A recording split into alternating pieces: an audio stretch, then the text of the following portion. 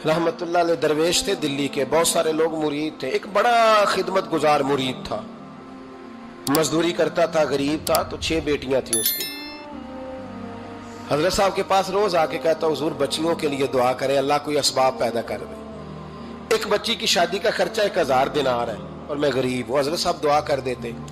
खानका शरीफ के थोड़े ही फासले पर, हजरत जहां बैठ के मुरीदों की तरबियत करते थे, उससे थोड़ा ही फासले पर ना एक ईसाई रहता था, बड़ा मालदार था, बड़ी सारे ऊंट, गायें, भेड़, बकरियां रखी हुई थी, और हजरत शरफुद्दीन रहमतुल्लाह अलैह की बड़ी मुखालफत करता था। और ये जो आपका गरीब मुरीद था, ये उसका पड़ोसी था। एक दिन बुला के ना उनको कहने लगा कि तू किधर जाके जो है वो टकरे मार रहा है, वहां तुझे कुछ नहीं मिलने वाला।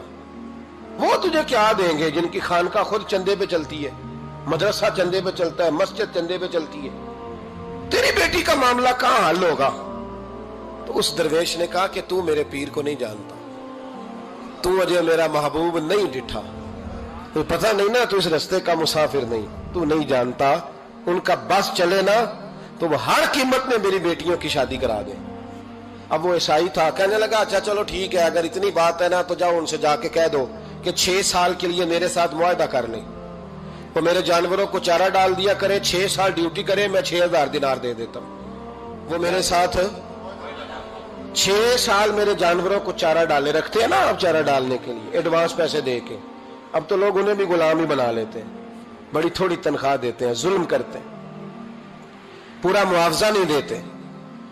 हजरत शेख शरफुद्दीन के बारे में वो कहने लगा जो अपने पीर से जाके कह के मेरे जानवरों को 6 साल चारा डाले, मैं 6000 दे देता हूं, तू जो कहता है हर कीमत पे जाने को तैयार है। उसने जब ये बात की तो मुरीद ने नाराज हो गया, वो लड़ाई हो गई, गिरबान पकड़ लिया, झगड़ा हुआ, बात बड़ी दूर गई। इस तरह की बात करता मेरे हजरत के बारे में, तेरे जैसे कई मैं वहां काम पे रखा दूं। जब वो बड़ी बहस हुई, बात मोहल्ले में, इलाके में फैल गई, दुनिया ने सुन ली, तो शेख शरफुद्दीन तक भी पहुंच गई। इस तरह झगड़ा हुआ है। लोग सो गए इशा की नमाज के बाद। हजरत साहब ने ना सर पे कपड़ा लिया, उस ईसाई के दरवाजे पे दस्तक दी, वो बाहर आया, फरमाने लगे लोग तो सोच समझ के मुलाजम रखते हैं, तूने भी तो सोच ही लिया होगा, तभी तो मुझे ऑफर की है। तू अपनी ऑफर पे कायम है? वाकई मुझे रख लेगा और 6000 दिनार दे देगा? कहने लगा जा बाबा काम कर अपना। फरमाया नहीं, तूने इतने लोगों में बात की, इतनी बहस हुई, तो कायम है? कहने लगा मैं तो कायम हूं, पर आपने नहीं कायम रहना। फरमाया मैं सोच समझ के आया हूं। उसने कहा आप ड्यूटी करेंगे, भैंसों को चारा डालेंगे? फरमाया एक शर्त, बस जब अजान हो जाए ना तो मुझे रब की नमाज पढ़ने की इजाजत दे देना, बाकी सुबह शाम जो तू कहेगा। अगर उस गरीब की बेटियां ब्याही जाए तो मुझे और क्या चाहिए? उसकी 6 बेटियों का बोझ है उसके सर पे, तू मुझे रख ले। अल्लाह अकबर। वो कहने लगा चले पे मेरे साथ खते बंदगी कर ले। आजकल हम स्टाम्प करते हैं, उस जमाने में खते बंदगी होता था, गुलामी का खत, काजी शहर के पास, यानी उसका ख्याल था कि चलो स्टाम्प की बात करूंगा तो भाग जाएंगे। फरमाया चल मैं तैयार हूं। काजी तक गए, तय हो गया, 6000 दिनार दे दिए। हजरत ने मुरीद को बुलाया, फरमाया पुत्र ये ले जा मेरी बेटियों को रवाना कर दे। कहने लगा हुजूर ये क्या कर रहे हो आप, कुछ सोचे? फरमाया यार जब तुझे बेटा बना लिया तो फिर मेरी पोतियां तो लगती हैं ना, मेरा हक तो बनता है ना, जा जाके ड्यूटी कर, उनको ब्याह दे। बात फैल गई, बादशाह भी अकीदतमंद था, वो 12000 दिनार लेके पहुंचा। क्या बताऊं इन रब के बंदों का दिल कैसा होता है, क्या दर्द होता है, क्या रंग। 12000 दिनार लेके बादशाह आया और आके हजरत को पेश किए, का हुजूर आप दें इस ईसाई को डबल दें और जाए काम करें। आप फरमाने लगे तू पैसे दे, शर्तें ना लगा, मेरा जहां दिल करेगा मैं खर्च करूंगा, मुझे तो मजा ही अब आने लगा है, अभी तो लुत्फ आ रहा है, अभी तो जायका आया है कुछ करने का, पैसे देने या तो दे, पाबंदी ना लगा, जहां मेरा दिल करेगा मैं। उसने कहा हुजूर ठीक है रख ले। हजरत ने फजर मस्जिद में पढ़ी, जेब में 12000 दिनार थे, ऐलान फरमाया भी किसी और की बेटी भी बैठी है तो पैसे मेरे पास है। वो 12000 दिनार भी बांट दिया, और 12000 दिनार बांट के ना तो फिर चले गए खेत में चारा काटने। उस ईसाई को किसी ने बतलाया कि उनके पास तो 12000 आया है, पर तुझसे जान नहीं छुड़ाई उन्होंने। वादा ये हुआ था कि 6 देंगे तो जाएंगे, जब तक देंगे नहीं तेरे घर में काम करेंगे। वो ना चारा काट रहे थे, हजरत साहब तो वहां पहुंच गया, दूर जाके खड़ा हो गया, कहने लगा बाबा پہلے تو میں نے مسلمانوں کے اخلاق سنے تھے، اب تو میں نے دیکھ بھی لیے، پر یہ بتا جب 12,000 آیا تھا جان کیوں نہیں چھڑائی؟ تو حضرت چارہ کاٹتے کاٹتے رو پڑے، فرمانے لگے تو نہیں نہ جانتا یہ بیٹیاں سانجی ہوتی ہیں، پتہ نہیں نا؟ میرے رسول پاک نے تو حاتم تائی کی بیٹی کے سر پہ کپڑا رکھ کے کہا تھا بیٹیاں برابر ہوتی ہیں، تو یہ نہیں پتا جب اس کی 6 بیٹیوں کی شادی ہوئی ہے میرے اندر روحانیت کتنی بڑی ہے۔ فرمایا پھر 12,000 آیا ہے تو 2-4 بچیاں پھر گئی ہیں، تو یہ نہیں پتا میں اندر سے راضی کتنا ہوں، میں تیری نوکری کرتا رہوں گا، پتہ نہیں اللہ کتنی بیٹیوں کو بیاہ دے گا۔ اتنا رویا وہ عیسائی کے پیروں میں بیٹھ گیا، کہنے لگا بابا میں نے تیری مخالفت کی ہے پر تیرے قریب آ کے پتہ چلا ہے کہ تو بہت اونچے اخلاق کا مالک ہے، اور اگر تیرا یہ مقام ہے تو تجھے اخلاق سکھانے والے محمد عربی کی شان کتنی ہوگی۔ ظالم کی بولیے جاتے نہیں لوگ جھوٹے گواہ بن کے، وکیل صاحب کو نہیں پتا ہوتا کہ یہ بندہ مجرم ہے جو میرے پاس آیا، کیا مجرموں کے وکیل نہیں ہوتے؟ بولے تو اس کو پتہ نہیں ہوتا وکیل صاحب کو کہ یہ صاحب مجرم ہے، میرے پاس مقدمہ لے کے آئے، اور اگر بے ادبی نہ ہو جائے تو میرا خیال ہے قاضی عدالت کو بھی پتا ہوتا ہے کہ مجرم کون ہے اور مظلوم۔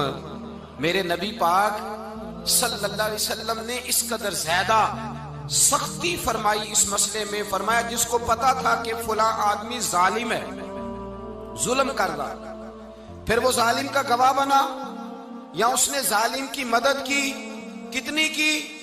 شارحین لکھتے ہیں چاہے اس نے ایک جملہ بول کے کی، چاہے ایک، سارے بولیے، چاہے ایک غریب کو اس نے ظلم کیا تو کہتے ہیں علاج یہ سی، چاہے ایک جملہ بول کے کی، شارحین اس حدیث کی شرح میں لکھتے ہیں ایک جملہ بول کے چاہے مدد کی، جس بندے نے کسی ظالم کی مدد کی کسی مقدمے میں یا کسی صورت میں اور اسے پتا تھا یہ ظالم ہے، میرے نبی پاک صلی اللہ تعالیٰ علیہ وسلم فرماتے ہیں اگر اس نے مدد کی، ابھی ظالم کی بات نہیں ہو رہی، ظالم کے مددگار کی بات ہو رہی، اگر کسی نے ظالم کی مدد کی تو حضور فرماتے ہیں خدا بھی اس سے بری و ذمہ ہے، رسول بھی اس سے بری و ذمہ ہے۔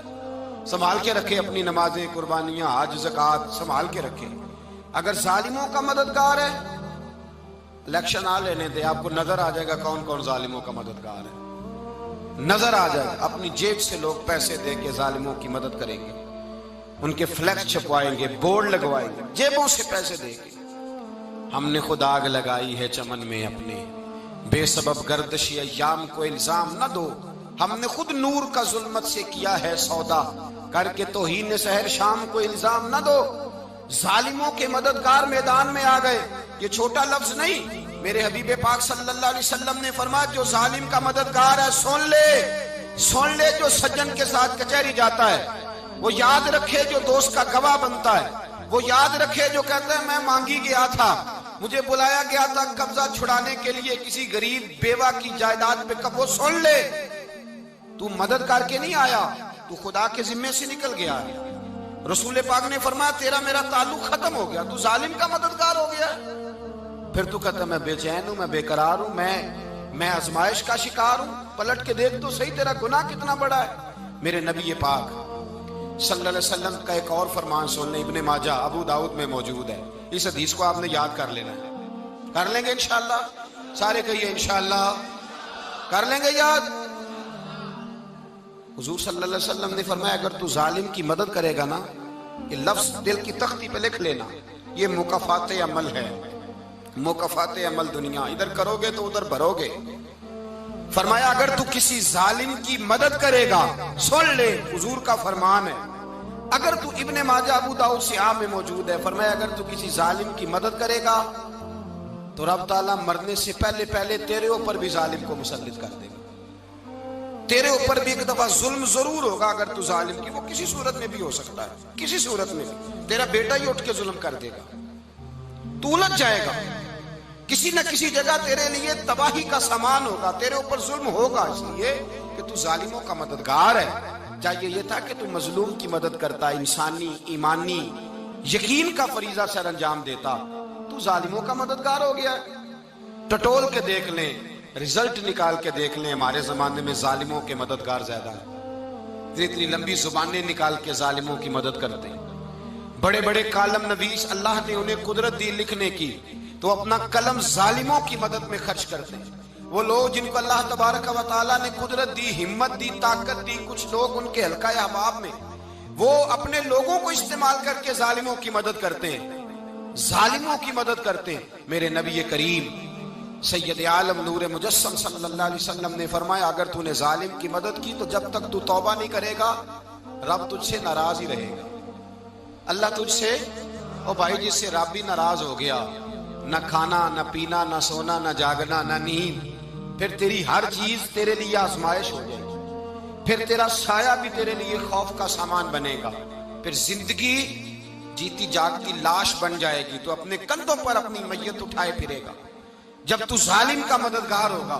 اور نبی پاک صلی اللہ علیہ وسلم نے فرمایا ظالموں کا مددگار بھی ظالم ہوتا ہے، ظالموں کا مددگار بھی، سارے بولے ظالموں کا مددگار بھی نہیں، کو نہیں، آپ سارے نہیں بولے، ایک دفعہ بولے ظالموں کا مددگار بھی، پکی بات ہے، ظالموں کا مددگار بھی۔ اللہ اکبر، جس کا یارانہ ہو، جس کا دوستانہ ہو، جو کہے میں نے نا اس کو اوکھے ویلے کے لیے ظالم کو یاد رکھا ہوا ہے۔ کبھی مشکل میں رکھے نہیں ہوئے لوگوں نے ظالم دوست، کہتے میں نے رکھے ہوئے ہیں، بلکہ ہمارے دیہات میں تو کہتے ہیں میں نے بازو بنائے ہوئے ہیں۔ کس کو بازو بنا لیا؟ ظالم بھی کبھی بازو ہوتا ہے، جو ظلم کی تلوار لیے میدان میں کھڑا ہے۔ قارون، حامان، فرعون، نمرود کا حال نہیں لوگوں نے دیکھا؟ اپنے زمانے میں آپ نے کتنے لوگ نہیں دیکھے جن کے سائے سے، آواز سے لوگ کانپتے تھے؟ پھر پولیس کی گاڑیوں میں وہ اس طرح مردہ پڑے کہ دنیا نے تماشا دیکھا ان کا۔ یہ رنگ ہم نے دیکھے نہیں اپنے آنکھوں سے۔ فرمایا ظالم کا مددگار بھی، جو کار میں بٹھا کے لے کے گیا وہ بھی ظالم، جس نے چائے پلائی وہ بھی، جس شخص نے کھانا کھلایا وہ بھی، جو کچہری تک ساتھ گیا وہ بھی، جس نے فلیکس کے نیچے بڑے شرابی کے نیچے چھوٹی اپنی فوٹو لگائی وہ بھی، جو ووٹ کی پرچی ڈالنے گیا وہ بھی۔ کہہ دینا باہر نکل کے کہ حضرت صاحب نے سیاسی تقریر کی ہے، کہہ دینا، پر بات تو سچی ہے نا۔ خو کرے ہم تو سے تھوڑا سا گلا بھی سن لے، خو کرے ہم تو سے تھوڑا سا بھی گلا۔ امام مالک کے پاس ایک بندہ آیا، اس نے کہا حضور میں درزی ہوں، ایک ظالم بادشاہ مجھ سے کپڑے سلواتا ہے، میں تو ظالموں کا مددگار نہیں نا۔ ایک ظالم بادشاہ مجھ سے، حضور میں تو مددگار نہیں نا ظالموں کا، جو فرمایا ظالموں کا مددگار بھی ظالم ہوتا ہے، تو کپڑے لے کے آتا ہے میں سی کے دے دیتا ہوں، ذمہ داری نہیں۔ یہ ایک آدمی دکاندار ہے، اس سے کوئی بندہ چیز خریدنے آئے گا تو تھوڑی کہے گا میں نے نہیں دینی، تو دے گا۔ کوئی بندہ اگر کسی شخص سے کوئی کام کہتا ہے جو اس کی فیلڈ ہے، اس کا شعبہ ہے، اس کا معاش کا وہ سلسلہ ہے، کہتے ہیں یا رسول اللہ صلی اللہ علیہ وسلم ظالموں کا مددگار بھی ظالم، حضور نے فرما دیا۔ تو امام مالک سے بندے نے مسئلہ پوچھا، دل کی تختی پہ لکھنے والی باتیں ہیں، کہا حضور میں درزی ہوں، ظالم کپڑے سلواتے ہیں، میں تو مددگار نہیں نا۔ امام صاحب کہنے لگے نہیں، مددگار تو وہ ہوگا جو تجھے سوئی دھاگا فراہم کرے گا، تو پورے کپڑے سی کے دیتا ہے، تو خود بہت بڑا ظالم ہے، تو پورے سوٹ سی کے دیتا ہے، تو بہت بڑا ظالم خود ہے۔ مددگار تو وہ ہوگا جو تجھے دھاگا دے گا، جو تجھے بٹن دے گا، جو تجھے نلکی دے گا۔ جو ظالم سے اتنی نفرت ظلم کر کے بندہ ہے، یہاں تو ہمارے زمانے میں ہیرو بن جاتے ہیں لوگ، ظالم ہیرو ہے، لوگ اس سے ڈرتے پھرتے ہیں، گھومتے پھرتے ہیں، اور بہت سارے کم مزاج لوگ اس کے پیچھے ہاتھ باندھ کے پھرتے ہیں۔ ظالموں کی مدد کرنا، ظالموں کے ساتھ رہنا، یہ ظلم ہے، ظلم، یہ زیادتی ہے۔ میرے نبی پاک صلی اللہ تعالی علیہ وآلہ وسلم نے ارشاد فرمایا یاد رکھو، رب فرماتا ہے میں مظلوم کی مدد ضرور کروں گا، چاہے جلدی کروں چاہے دیر سے کروں، میں مظلوم کی مدد۔ اور حضور صلی اللہ علیہ وسلم نے فرمایا ہے، حضرت معاذ بن جبل کہتے ہیں حضور نے مجھے یمن کا گورنر بنایا، جب میں جانے لگا نا تو حضور نے بڑی نصیحتیں کی، بخاری میں موجود ہے، فرماتے ہیں جب میں پلٹنے لگا تو میرے رسول نے فرمایا معاذ ایک منٹ ٹھہر جا، ایک بات میری یاد رکھنا، اس کو نہ بھولنا۔ کہا حضور کیا؟ فرمایا دیکھنا کسی پہ ظلم نہ کر بیٹھنا، کہیں تجھ سے زیادتی نہ ہو جائے۔ محبوبہ پھر حضور نے فرمایا سن میرے معاذ، میں تجھے گورنر بنا رہا ہوں، زیادتی نہ کر بیٹھنا۔ یا رسول اللہ صلی اللہ علیہ وسلم کیا ہوتا ہے؟